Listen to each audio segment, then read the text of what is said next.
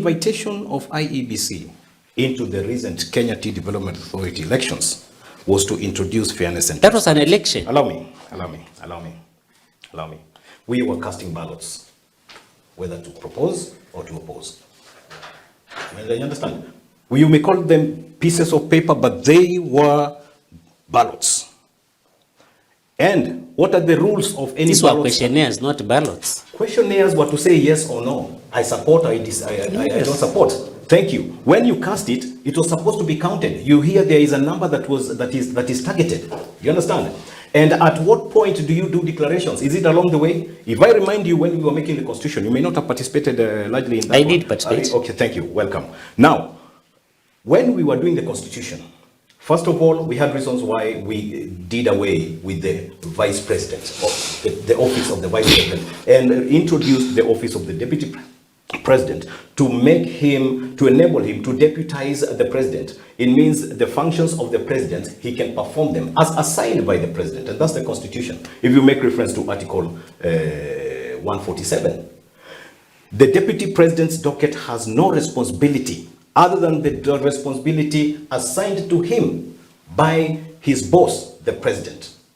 So whatever the deputy president would go around to do was because of what the president has assigned.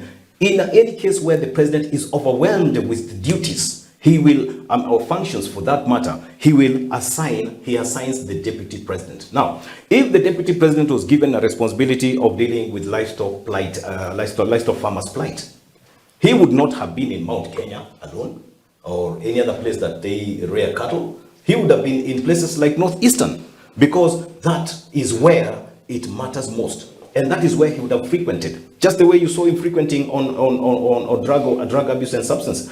When he was in Mombasa, trotting Mombasa, some parts of Rift Valley, some parts of Western Kenya, addressing this matter. Because he had been assigned, not only in office in private, but in public, the president declared, I have assigned you, Mr. Deputy President, please take care of this responsibility. Those are the assignments. The goodwill and the well-being of the country is actually upon the shoulders of the president. So he could assign such responsibilities. Please take care of the plight of tea farmers. Tea farmers are not in Mount Kenya. They're in Kericho, they're in Vihiga, they're in other areas where the weather allows. Coffee farmers are in Ukambani right here. They're in some parts of coast. There are parts of Western Kenya, parts of Rift Valley. We have coffee. So when prices of coffee are improved as a result of the agitation by the deputy president, it is not a Mount Kenya person who is benefiting. It is Kenyans who are benefiting, those who are in that within that scope. Now, what I'm trying to explain here is that the narrowing of focus by the parliamentarians is what is causing all this. Why? Because they have chosen to act in condescendence of what, of consideration of the integrity of Kenyans. Kenyans are in this constitution, and I will read for the Kenyans Article 1, which speaks, Article 1 clause 1, that says, all sovereign power belongs to the people of Kenya and shall be exercised only in accordance with this constitution. Clause 2, the people may exercise their sovereign power either directly or indirectly. Yesterday, on Friday, they exercised their sovereign power directly. So they can exercise it indirectly through parliament, through the judiciary, through the executive, and all these organs. Now, clause 3 says, sovereign power under this constitution is delegated to the following state organs, which shall perform the functions in accordance with this constitution. Right. This constitution is clause 1, 2, 3, and continue to check any other clause and chapters in this constitution. That parliament and the legislative assembly in the country, in the county government, they are actually acting on delegated powers. From who? From the people. So we are not supposed to come in a second fiddle. We are supposed to be, actually there would have been some time set aside for civic education, that this is what we expect you to do, this is how it shall be, this is what we have done, this is where we are heading. Civic education ought to have been done, thorough civic education. There has never been any deputy president. Timelines. Allow me, it's my time. There has never been any deputy president who has been impeached before, because we have never had any deputy president impeached. This is the second deputy president in the Constitution of Kenya. I think second, yes. Under the new constitution? Under the new constitution since 2010 is the second. So we have never had. What we did when we were introducing the deputy president, we were trying to get rid of these sideshows that the former president, in the second president, used to exercise in the first one. Dismiss this one at will and employ another one. I remember when he gave us Saitoti, he said, basi wacha niwapatie makamu wa rais kama mnataka nivanye na makamu wa rais. And we got them. Now, this is where we are going back to, but we cannot really trivialize the status of the office of the deputy president. Now, the deputy president, and why public participation is important, is to understand the sovereign powers of the people of Kenya. Article 150, clause 2, is the one that actually leads us to Article 144 and 145, which actually manages the impeachment of the president. It declares that the provisions of Article 144 and 145 relating to the removal of the president shall apply with the necessary modifications to the removal of the deputy president. What is this to be modified? To make it simpler. Where it addresses the president, just include the deputy president. Because Article 150 clause 2 does not specify which clause to take from Article 144 and 145. So you'll have to look at it wholesome. Even the judiciary will address that there has been no account, no details, no accusations against the deputy president concerning his state of mind. You get the point? Because any action is driven by an attitude or a state of the mind. Any action, even what I'm saying right now, is driven by a state of the mind. And so the Chief Justice will have to form a tribunal now that it has been borrowed from the office of from the president's impeachment. It is supposed, they can contravene that law, they can choose to use any other law contrary to what the Constitution says, but this is what the Constitution says. So the procedure of checking his incapacitation goes all the way from National Assembly to Senate and to judiciary, which forms a tribunal. That process is followed. Then the judiciary will give a declaration on that, in that regard. But this other one is from the National Assembly. Article 145 for impeachment is National Assembly and the Senate. So the Senate and the National Assembly never thought that the people who delegated powers to them matter until they saw, until the voice and the noise reached them in Parliament.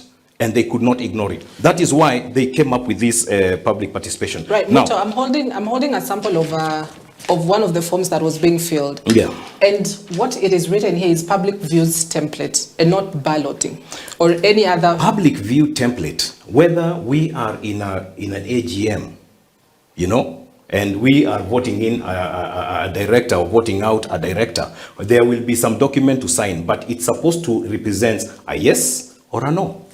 Now, the result is announced right there in that very AGM that now this number of people have rejected, this number of people have proposed. It's so simple. That's why I'm saying, the document, it may be called a template or whatever. Many vocabularies are there in this Oxford Dictionary that one can use, or any other dictionary, to explain a piece of paper. But the reality is, whatever results that were supposed to come out, they were supposed to be announced at the very station. It happens in every other place where a yes or a no has been spoken, whether it's in corporate, whether it's in social matters, whether it's whatever, for purposes of transparency. And it is in accordance with this Constitution. It must be done right there, thereon. All right, gentlemen, because public participation is such a critical issue that is even arguable in the corridors of courts, and we don't want to spend so much time on it, because we could take the whole day on this public participation. Now let me explain why. Explain why when considering the president, you must consider the deputy president, because for the interest of time. Article 147 explains that the deputy president shall be the principal assistant of the president and shall deputize the president in the execution of the president's functions. Article 143. It says, no criminal proceedings. This is about the immunity of the president. Right. No criminal proceedings shall not be instituted or continued in any court against the president or a person performing the functions of that office, that is the office of the president, during their, plural, not his or her, their tenure of office. Why are they making it plural in this case? It is because they were voted into, according to this constitution, in one ballot paper. You understand? So their tenure is protected because anyone who performs that function of the president, either assigned or adapting it or inheriting it out of whatever circumstances, like incapacitation. He could be in Kenya, the president, and he could be incapacitated maybe out of health, and the deputy president can pick and run the country. That is when he could be needed, like the way our former president was needed, required to go to the ICC. And he actually relegated his responsibilities and powers and functions to the deputy president for the few hours. But we are seeing it being acted in accordance with the constitution. So the tenure of this person, since he's working in cahoots with his president to ensure that everything goes well for the country and through the office of the president, then the deputy president is here to be considered as much as you consider the president. Thank you. Now let's come to Kufa Makanga. I'm concluding with this statement. And now I'm concluding with this statement. Why he was trying to shut Kenya's opinion out and any other person who would think, no, not you. Okay. Now, conclude, please. The Kufa Makanga, Kufa Dereva, these are people who didn't know that this is what the law says. Or they had an idea that we elected these people on one single sheet of ballot paper. And they knew that they have voted them in as a couple. Now, the same thing now the Constitution has confirmed to you. If you read on to to clause 2 and clause 3, it will make it very clear to you that all you need to do is that to understand that they have made reference to their term of tenure of office in all those 3 clauses, and I think there are 4. They are referring to 2 people. You get the point? In one tenure. So I think Kenyans were right, and Kenyans are right to claim their rights as owners of sovereign power constitutionally in Kenya, and Kenyans were also right to claim that both of them, if one goes, then all of them must go. They knew what they were talking about. They didn't know what they were talking about, but this is what the Constitution says. I now think they understand this.